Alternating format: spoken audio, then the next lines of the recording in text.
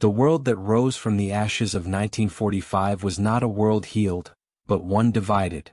From the ruins of Berlin to the ports of San Francisco, a strange tension settled over humanity, a silence heavier than war itself. Two victors stood alone at the top of the wreckage, the United States and the Soviet Union. Both claimed to have saved civilization. Both now looked across oceans and saw not allies but rivals. Europe was broken, and the vacuum it left became the battleground for everything that followed. The Americans believed they were defending liberty, rebuilding a world in their own image. Open markets, open borders, open dreams. The Soviets believed they were defending justice, ensuring that the sacrifices of 20 million dead would lead to equality, not exploitation. Between those visions lay the future of the planet. It did not take long for the lines to harden. The Iron Curtain fell across Europe. Berlin was carved like a wound, half blue, half red. Propaganda replaced diplomacy. The nuclear age began, and with it came a new kind of warfare, psychological, cultural, symbolic. Guns could not be fired, so nations competed in every other form imaginable: space, science, art, and sport. To the ordinary citizen, the Olympics were still a celebration of peace.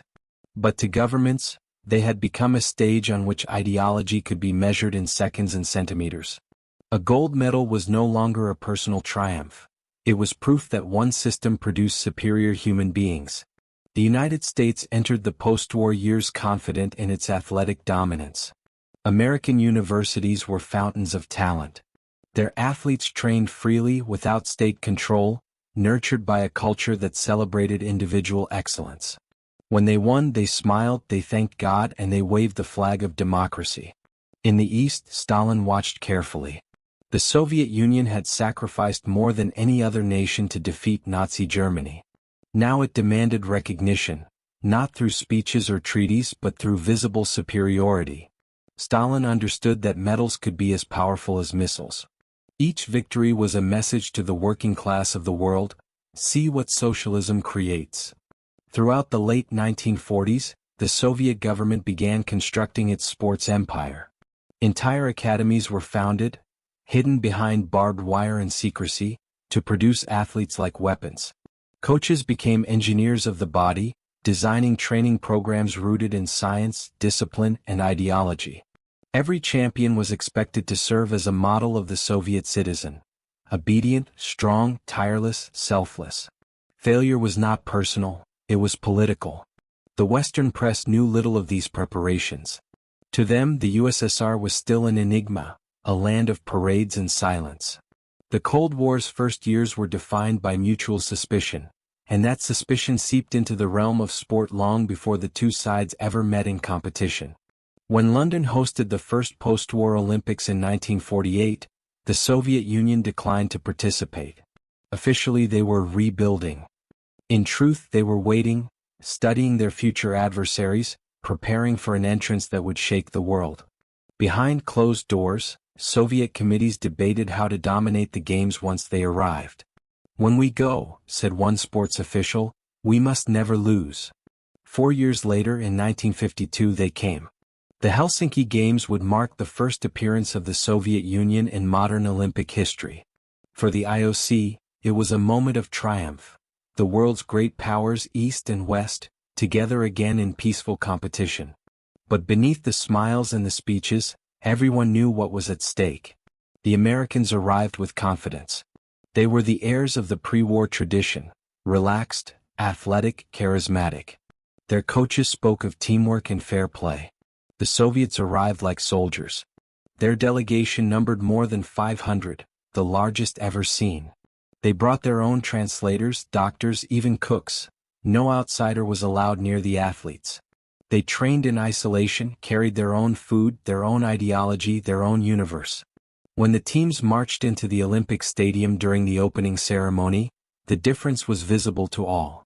The Americans waved and smiled, tossing baseball caps to the crowd. The Soviets marched in formation, eyes fixed ahead, movements perfectly synchronized. To one side stood democracy, to the other, discipline. Between them stood history. Once the competitions began, the rivalry ignited. Every event, boxing, gymnastics, track and field, became a proxy for political supremacy. Newspapers described it like a war fought without bullets. When an American sprinter faces a Russian, wrote one columnist, freedom races against communism. And freedom did not always win. The Soviet athletes were extraordinary, strong, relentless, and meticulously trained. In Helsinki they captured gold in weightlifting, wrestling, and gymnastics. They seemed built from iron, embodiments of their homeland's endurance. The Americans still dominated swimming and track, their natural arenas, but for the first time in history they could feel another empire breathing down their neck. By the end of the Games, the final medal tally stunned the world. The United States had won 40 golds. The Soviet Union, its first appearance ever, had won 22. It was a statement written not in words but in numbers. The communist system could compete with the capitalist one on equal footing. In Moscow the celebration was immense. Stalin himself, frail and nearing death, was briefed on every victory. Soviet propaganda posters filled the streets. Women gymnasts soaring through the air under the Red Star, wrestlers grappling under slogans that read, "The people's strength is the nation's pride." The USSR had entered the Olympics not as a guest but as a power. In Washington the mood was mixed.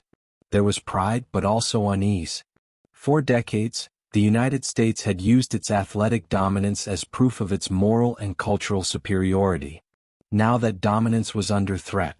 A new front in the Cold War had opened, and it was one that could not be fought with tanks.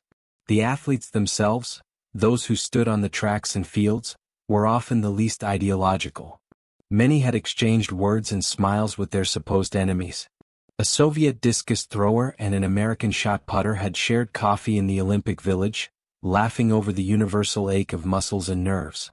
But when they returned home, those friendships vanished behind borders of propaganda. Each was portrayed as a warrior who had humiliated the enemy. The human story disappeared beneath the weight of politics.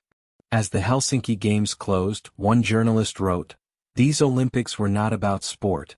They were about the future of mankind." He was not wrong. The Cold War had found its perfect theater, clean, controlled, and televised. A battlefield where bullets were replaced by medals, where ideology could be wrapped in the innocence of play. It was a competition no one could stop because both sides needed it. For the United States, victory meant moral leadership. For the Soviet Union, victory meant proof of progress. For both, defeat was unthinkable. And so, as the athletes left Finland under the northern sun, the next chapter was already being written. Coaches began drafting new programs. Governments increased funding. Intelligence agencies began to take interest in the physiological secrets of sport. The Olympic ideal, born in peace, was now enlisted in a war that would last half a century. The world had changed. The arena had become a battlefield, and the crowd did not yet understand that the most important contest of the modern age had already begun. When Joseph Stalin died in 1953, the Soviet Union did not relax its grip on sport. If anything, it tightened. Power changed hands, the fears softened slightly, but the mission remained. The arena was the front line of ideology. Under Nikita Khrushchev, the USSR declared that socialism would overtake and surpass the West in every field, factories, farms, and fields of play. The party spoke of the new Soviet man, and nowhere could he be displayed more dramatically than beneath the Olympic flame. The 1956 Melbourne Games became the first real confrontation between the matured superpowers. The Soviets arrived as defending champions of purpose, the Americans as defenders of pride. The stadium smelled of eucalyptus and tension. The Cold War was at its most brittle. The Hungarian uprising had been crushed weeks earlier, tanks rolling through Budapest while Moscow called it restoring order. When Hungarian and Soviet athletes met in the pool for the water polo semi-final, the political war burst into blood. The match began civilly enough, but every shove carried history. Halfway through the game, Hungarian Ervin Zador surfaced with his face split open by a Soviet elbow. Blood spread through the water like ink. The crowd erupted, security rushed in, and the match was abandoned. Hungary won 4-0, but the score meant little. The image of blood in the pool was broadcast around the world, a perfect, horrifying symbol of an era where sport could no longer pretend to be innocent. Moscow spun its narrative, Washington spun its own. Each side claimed moral victory. Yet behind the propaganda, athletes on both teams carried guilt and exhaustion. They had been pawns in something larger than sport, trapped in a current neither could escape. After Melbourne, the pattern was set. Every games became another battle in a war fought with stopwatches and flags. The Soviets expanded their sports academies into a network that touched every republic of the Union. Children as young as 5 were measured, tested, catalogued. If their bodies promised potential, they were taken into specialized schools where life became a laboratory of movement. Coaches became state scientists. Medals were not personal achievements, they were quotas. Failure was treated as betrayal, success as service to the revolution. In the United States, the response was slower, less centralized but equally determined. Universities became the new front lines. College scholarships multiplied, training facilities grew. The American system celebrated individuality, the myth of the self-made champion. Its propaganda was freedom itself. Men and women who succeeded not because they were ordered to but because they chose to. Yet beneath the rhetoric the pressure was just as fierce. Losing to the Soviets was unthinkable. Every American athlete knew that his or her victory would be used to prove that liberty bred strength. By 1960, the Cold War had entered the space race and the sports race at the same fever pitch. Rome hosted the 17 Olympiad under the Mediterranean sun, and for 2 weeks, the Eternal City became the center of an impermanent empire shared by red and blue. The Soviets fielded gymnasts who seemed carved from marble, Larissa Ladynina, graceful and unshakable, the embodiment of Soviet womanhood. She won 6 medals in Rome, her smile precise, her posture unbroken. The West admired her and feared her in equal measure. She became the most decorated female Olympian in history, her face printed on stamps across the USSR.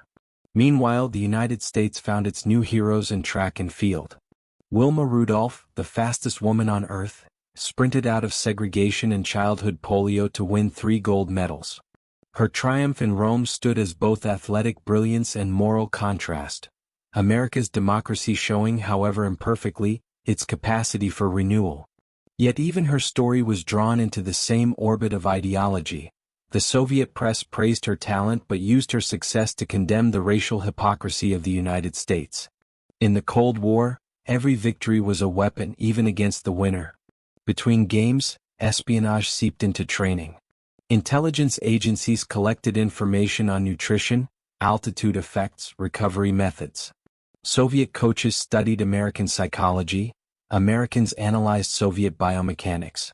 Rumors of secret drugs began to circulate, whispers of laboratories where strength was chemically engineered. Neither side admitted it, but both were already exploring science beyond sport.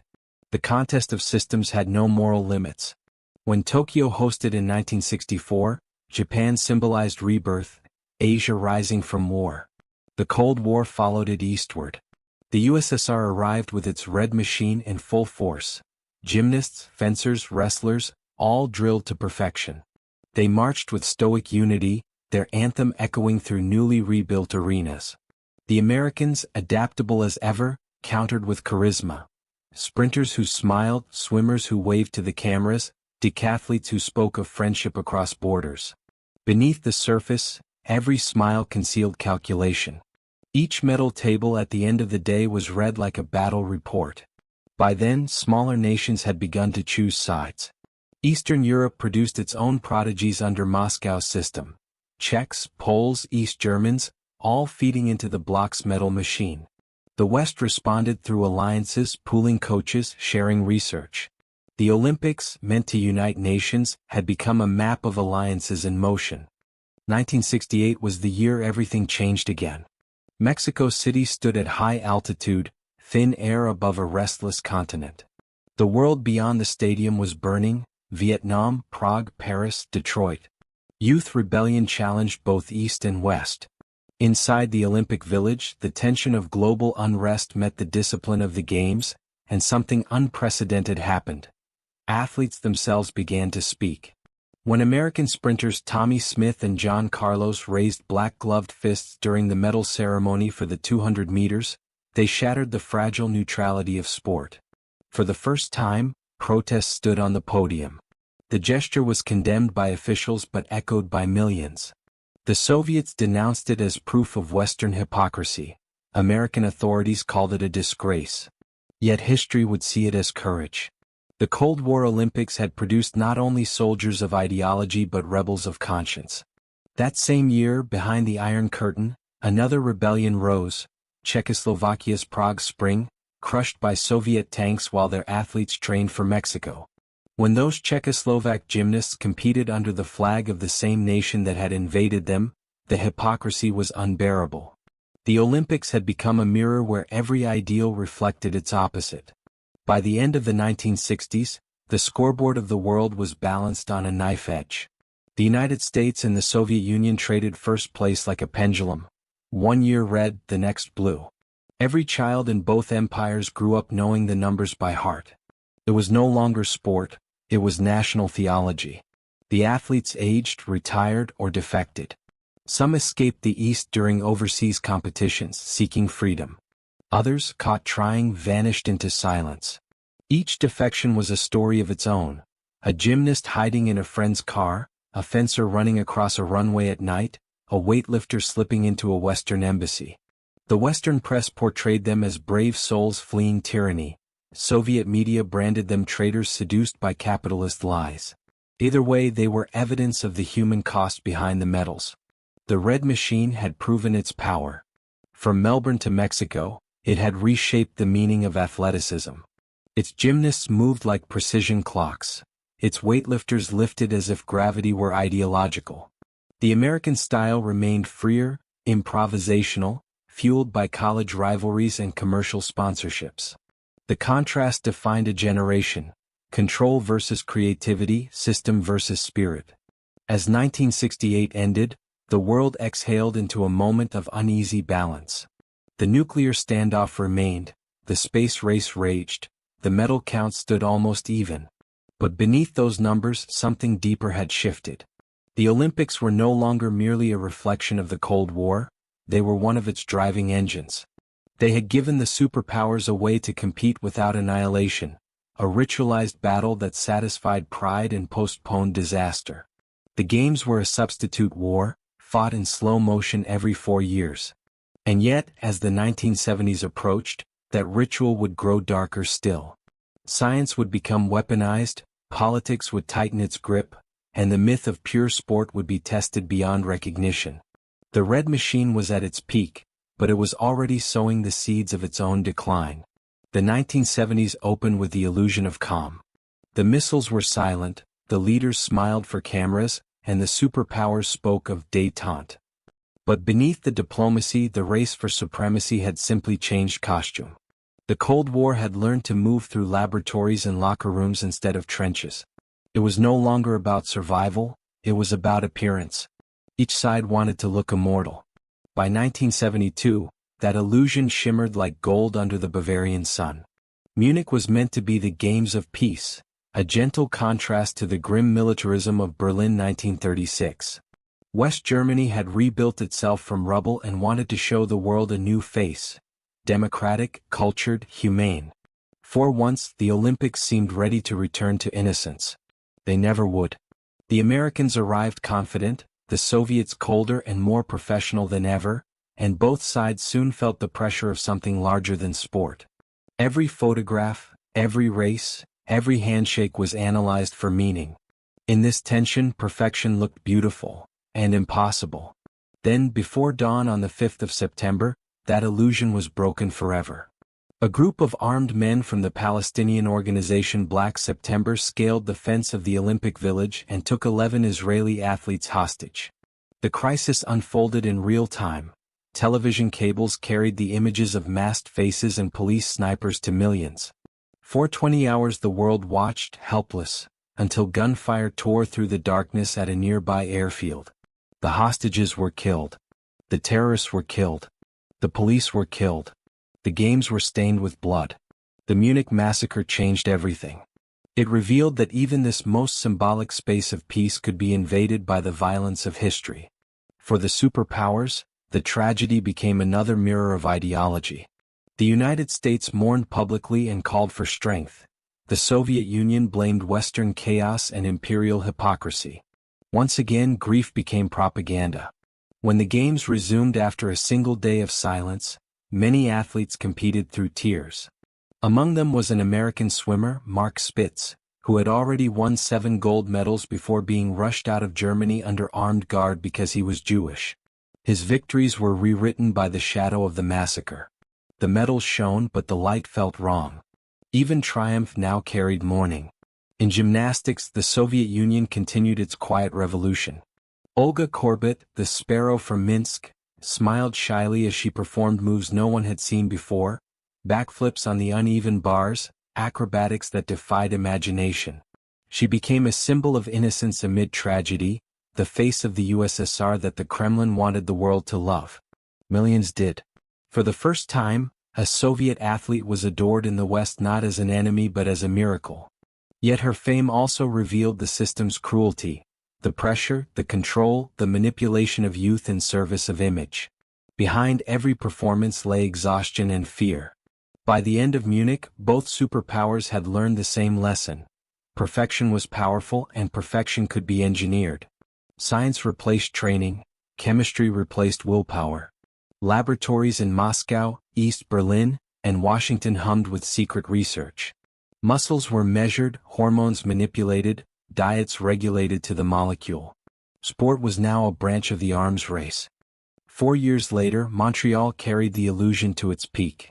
The stadiums gleamed white, the maple leaf fluttered in the summer wind, and the East German anthem played again and again as women with impossible strength and shoulders of iron crushed records that would stand for decades. Their faces were young, their voices deepened by steroids they did not know they were taking. Coaches called it vitamins. The state called it science. The world called it glory. In that same summer, a 14-year-old Romanian named Nadia Comaneci floated across the balance beam and landed history's first perfect 10. The scoreboard froze, incapable of displaying 2 digits before the decimal. The crowd gasped, then roared. She was tiny, expressionless, perfect. Exactly what the system demanded. The East celebrated her as proof of socialist purity, the West admired her as art. Behind her quiet face stood the brutal coaching of Bela Karolyi and the invisible hand of politics that had sculpted a child into an idol. Perfection had become propaganda. The United States tried to respond with charisma. Bruce Jenner's decathlon gold, the smiling embodiment of self-made heroism. Sugar Ray Leonard's quicksilver boxing. The swimmers of Indiana sweeping through the water. But even as they won, the mood shifted. The joy of sport was hardening into theater. Medals were now currency in a psychological economy that measured ideology rather than humanity. By the late 1970s, the two empires had perfected their systems and lost their innocence. The Soviet Red Machine expanded through its satellites. East Germany became a factory of champions, its secret police cataloging every pill, every pulse, every breath. The United States answered with money, sponsorships, and new training technologies born from corporate research. The myth of amateurism collapsed. Athletes became state projects or commercial products. The Olympic rings still promised unity, but their colors now mirrored political divisions. Then came Moscow 1980. The decade had begun with hope, brief, fragile, the kind that flickers before a storm. In December 1979, Soviet tanks rolled into Afghanistan, and the fragile peace between East and West shattered. President Jimmy Carter, under pressure at home and abroad, demanded the ultimate retaliation, a boycott of the Moscow Games. It was the first time the Olympics themselves became a direct casualty of war. For the athletes who had trained their entire lives, the decision felt like betrayal. 4 years of sweat and sacrifice erased by politics. Some protested, others obeyed. 60 nations refused to go to Moscow, those who went marched under neutral flags. In the empty lanes and half-filled arenas, Soviet athletes competed mostly against themselves, collecting record numbers of medals while Western cameras filmed the silence. The Kremlin staged magnificence, fireworks, choirs, parades of children. The image of peace was painted brighter than ever to hide the isolation beneath. But everyone knew the truth. The Olympics had become an instrument of war by other means. The victory of 1980 was hollow, echoing across vacant grandstands. For the athletes of both blocks, the decade ended in disillusion. Many of the champions of Montreal were already broken by drugs or neglect. Others had disappeared into anonymity, their bodies paying the bill for victories that no longer mattered. The Games, once imagined as a festival of youth, had aged into spectacle, grand, magnificent, and merciless. The Cold War had turned sport into a mirror of the century, glorious and tragic, brilliant and corrupt. The illusion still shone, but the cracks were widening. In 4 short years, the boycotts would return in reverse, the Iron Curtain would begin to rust, and the world would watch as the Red Machine started to collapse under the weight of its own perfection. When the torches of Moscow 1980 dimmed, they left behind not the warmth of peace but the chill of absence. For the first time the Olympic flame had burned almost alone. The Soviet Union had won easily, but victory without an opponent felt like an echo in an empty hall. The medal tables glowed red, the anthems thundered, yet even those who stood on the podiums knew the applause was thinner than it sounded. The Cold War had devoured the games themselves. In Washington, the decision to boycott Moscow was celebrated as moral strength. But among athletes, it left scars that never healed. 4 years of work dissolved into speeches and politics. Some retired in silence. Others carried bitterness that would last a lifetime. The spirit of the Olympics, wounded by propaganda, limped into the new decade. For the Soviets, revenge was inevitable. When Los Angeles won the right to host the 1984 Games, the Kremlin prepared its answer. The official statement came in May. The USSR and its allies would not participate, citing concerns for the safety of our athletes. Everyone knew the truth, it was retaliation. The tit-for-tat boycotts completed the ruin of the Olympic ideal. The Games of Peace had become diplomatic hostages. Los Angeles responded with defiance. The city staged its games without public money, funded by television rights and corporate sponsorships. It was capitalism turned into pageant. Hollywood orchestras, neon lights, a space-age opening ceremony with jetpacks and pop stars. Where Moscow had paraded soldiers, Los Angeles paraded brands. The contrast was total, the free market versus the 5-year plan. And without the Eastern Bloc, the Americans dominated the medals. Carl Lewis flew down the track, repeating Jesse Owens's 4 golds from Berlin. Mary Lou Retton, a teenager with a smile bright enough to light the entire stadium, became the first American woman to win the all-around gymnastics title. The United States turned athleticism into entertainment, triumph into television.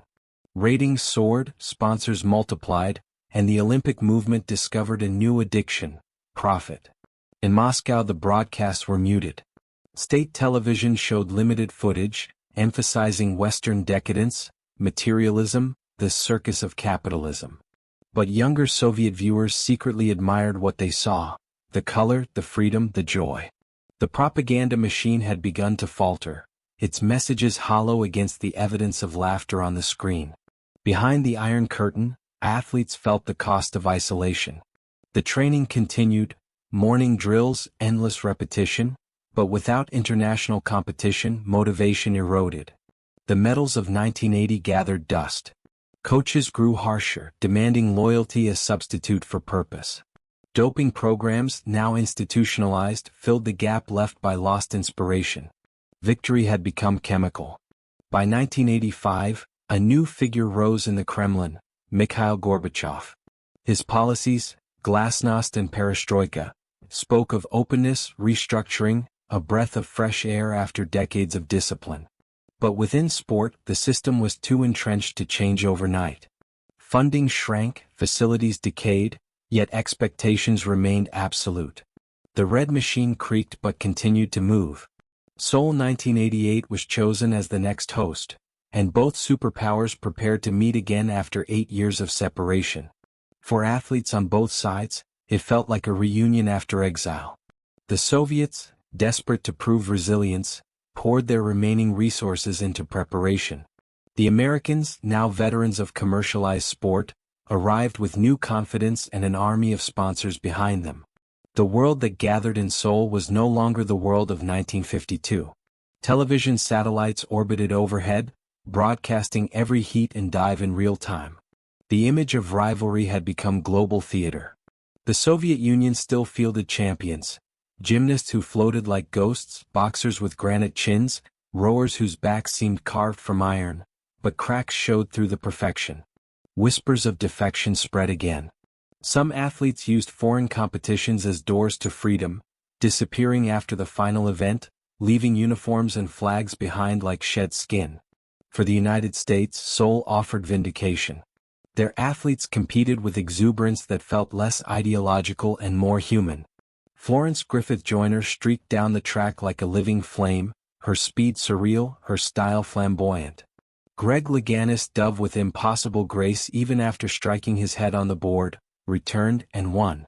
These were victories that transcended the old propaganda. They belonged not to systems but to individuals. Yet even as the stadium roared, scandal lingered at the edges. Canada's Ben Johnson, hailed as the fastest man alive, tested positive for steroids the day after his record-shattering win. The revelation shocked the world and confirmed what many had whispered for years. The pursuit of dominance had corrupted everyone. Doping was no longer an Eastern secret. It was a global epidemic. The dream of pure competition had been buried under chemistry. In the Soviet camp, similar secrets festered but remained hidden. State doctors adjusted dosages, destroyed evidence, rewrote medical records. Glory had become a clinical equation. Even as the USSR topped the medal table in Seoul, the victory felt brittle, haunted by rumors and by the exhaustion of a system approaching its end. Outside the stadiums, change was accelerating. Eastern Europe trembled with unrest, economies faltered, walls cracked. In Moscow, Gorbachev spoke of reform while bureaucrats clung to old certainties. The propaganda posters of smiling athletes looked like relics from another century. The people had new concerns: food, freedom, the future. The age of total control was ending, and with it, the empire of medals. By the time the Olympic flame was extinguished in Seoul, something irreversible had shifted. The Cold War was dying, and the games that had mirrored it for 40 years were left without their defining conflict. The athletes marched together in the closing ceremony, east beside west, waving flags of nations that would soon cease to exist. For a moment it looked like peace. For a moment, the dream seemed possible again. But history rarely ends neatly. The decade ahead would bring collapse, reunification, and revelation. Files would open, secrets spill, champions fade. The metals of the Cold War would tarnish into evidence. And yet, from that decay, something new would grow. A different kind of strength, born not from ideology but from the simple human desire to run faster, jump higher, and breathe freely. The last years of the Cold War felt like the slow uncoiling of a spring that had been wound too tight for too long. The Soviet Union, once a machine of iron certainty, began to rust from within. Cracks appeared first in whispers, then in streets. What had seemed eternal now felt temporary. And as the system trembled, so too did its proudest creation, the empire of sport. The Berlin Wall, that concrete scoreboard dividing the world, began to fracture. At first it was only rumors, border guards looking the other way, young East Germans testing the edges of freedom. Then in November 1989 the wall fell. The images raced across television screens, hammers striking stone, families climbing over barbed wire, strangers embracing under floodlights. It was more than a political moment, it was the end of a century's duel. For decades, the Olympic rivalry between the USA and the USSR had mirrored this wall. Every record, every medal, every ceremony had reinforced its existence. When it fell, the meaning of victory itself changed. The flags that had once opposed each other now fluttered side by side, confused and beautiful. The world had grown tired of choosing sides.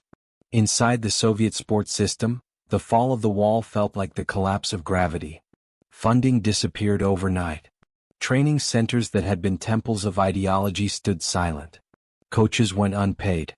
Athletes who had lived their entire lives inside the state's embrace suddenly found themselves free and terrified. The structure that had controlled them for decades had also protected them. Now there was nothing left but uncertainty. Some emigrated, joining Western teams or becoming private coaches abroad. Others retired, their records intact but their futures empty. A few, realizing they had been part of something darker, began to speak. Doctors confessed to experiments. Athletes admitted to injections they never understood. The truth came out piece by piece. Systemic doping programs, falsified documents, children trained beyond endurance. The myth of moral superiority dissolved under the light of reality. In the West, triumph felt hollow. The United States had won the Cold War, but against what? The enemy was gone, the rivalry over, yet the emptiness of victory lingered. For 40 years, American sport had defined itself by opposition. Without the Soviet shadow, it struggled to remember why it competed. The Olympics had been an ideological mirror, now it reflected only itself. And yet, in that vacuum, something quietly hopeful began to form. The Games of 1992 in Barcelona arrived like dawn after a long storm. The Soviet Union no longer existed. In its place marched a group called the Unified Team. Athletes from the newly independent republics wearing white uniforms and carrying the Olympic flag. They entered the stadium not as enemies but as survivors. For the first time in half a century, the world saw them not as representatives of an ideology, but as people. The Americans cheered them. Old rivals shook hands. On the podiums, former foes stood side by side, their anthems replaced by Beethoven's Ode to Joy. The symbolism was overwhelming. The Cold War, once fought in every muscle and heartbeat, had melted into history. The athletes who had been raised to see each other as adversaries now saw each other as reflections, two halves of the same human pursuit. Barcelona shimmered with color and possibility. The city itself, reborn from decades of dictatorship, mirrored the new world emerging from division. When the archer lit the Olympic cauldron with a flaming arrow, it felt as if the fire that had once divided the planet had finally been turned into light. The games belonged again to humanity, not ideology. But history never ends cleanly.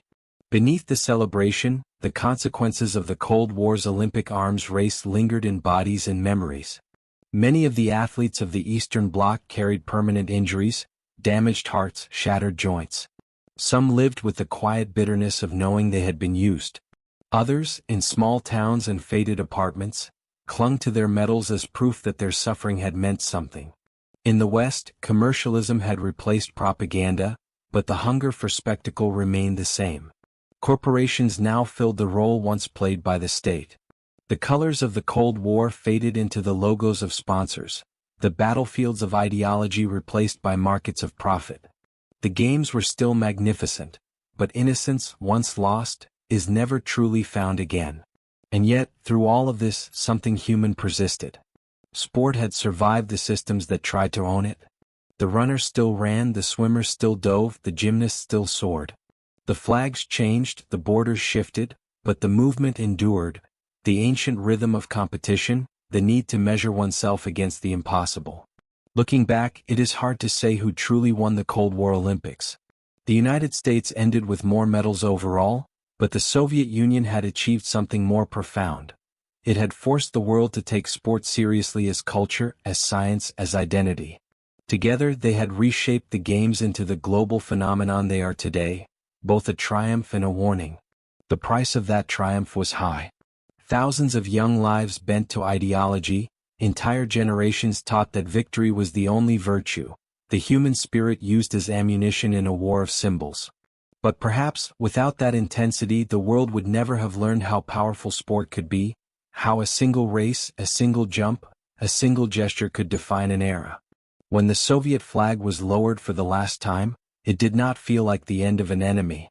It felt like the closing of a story too vast for heroes and villains.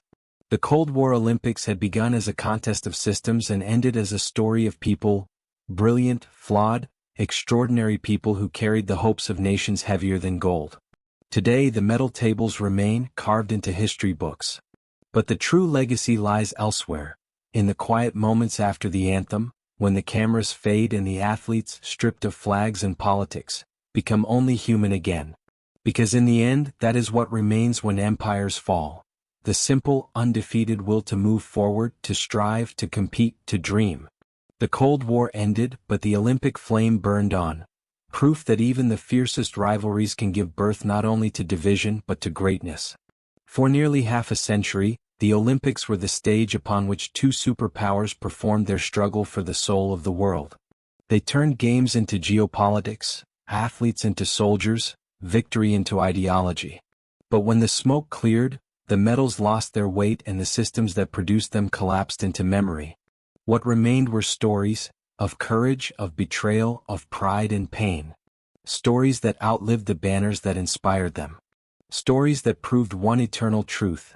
No matter who claims it, the human spirit belongs to no empire. The stadiums are silent now. The flags have changed. The rivals are gone.